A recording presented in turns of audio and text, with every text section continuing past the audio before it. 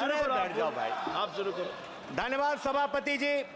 वित्तीय वर्ष 2024-25 के लिए पेश किए गए आम बजट पर हो रही चर्चा पर मुझे बोलने का अवसर देने के लिए मेरी पार्टी, मेरे नेता आदरणीय अखिलेश यादव जी का आभार प्रकट करना चाहता हूं।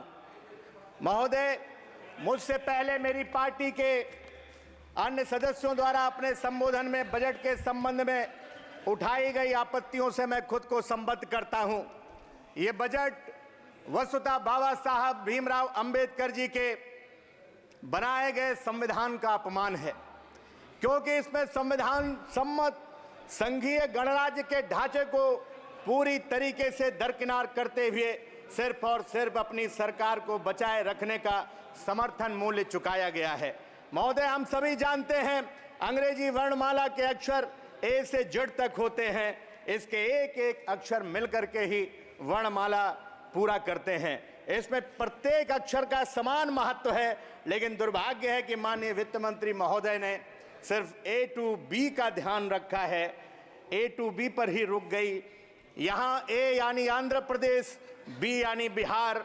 मैं जिस राज्य उत्तर प्रदेश से आता हूँ उसका यू वर्णमाला में उसकी जगह ही की तरह ही उसको केंद्र सरकार और वित्त मंत्री जी ने प्राथमिकता में कहीं पीछे छोड़ दिया।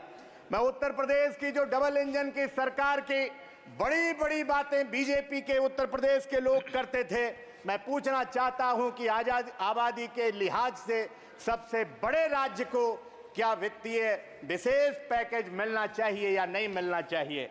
घर में ठंडे चूल्हे पर अगर खाली पतीली है, मैं कैसे बोल दूं कि धूप फागुन की नशीली है? महोदय, जब बजट प्रस्तुत हो रहा था तब मुल्क के गांव गरीब किसान, बेकारी से जूझ रहे मजदूर, महिलाएं और नौजवान, अगड़े पिछड़े, दलित, मुसलमान, शोषित, पीड़ित, वंचित टकटकी लगा करके बड़ी उम्मीद के साथ टीवी स्क्रीन पर देख रहे थे, लेकिन उन्हें नाउम्मीदी, मायूसी मिली। आजादी के 77 सालों के बाद इतने बजट लाने के बाद भी आखिर हम कौन सा भारत बनाना चाहते हैं जहां आज भी आम आदमी को शिक्षा, स्वास्थ्य, पेयजल जैसी मूलभूत सुविधाओं के लिए जूझना पड़ता है? जब उद्योगपतियों का आप लगभग 20 लाख करोड़ कर्जा माफ कर सकते हैं, तो फिर देश के किसानों का और बेरोजगार नौजवानों का शिक्षा ऋण क्यों नहीं माफ होना चाहिए? मनरेगा का बजट न बढ़ाना जहां निराश करता है, वहीं सरकार से अपेक्षा है कि मजदूरों के हित में मनरेगा के कार्य दिवस बढ़ा करके 2 गुने करने का काम किया जाए।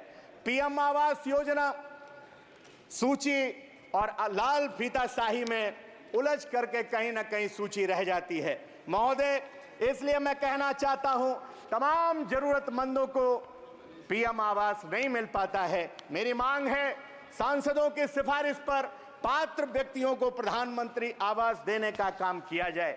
सरकार ने बजट में बताया कि उसका वित्तीय राजकोषीय घाटा जीडीपी के मुकाबले 4.9% है, पर यह नहीं बताया कि जो कर्ज हमारे देश के ऊपर 2014 के समय 55 लाख करोड़ था, आज वह बढ़ करके 210 लाख करोड़ हो गया है। नौनिहाल बच्चे इस बजट में आज भी समावेशी और विकसित होने की परिभाषा में सम्मिलित होने की प्रतीक्षा में हैं। दिव्यांग विद्यार्थियों का भी बजट कम कर दिया गया है। अंत में मान्यवर, मैं आखिरी बात कह करके अपनी बात को समाप्त करता हूं।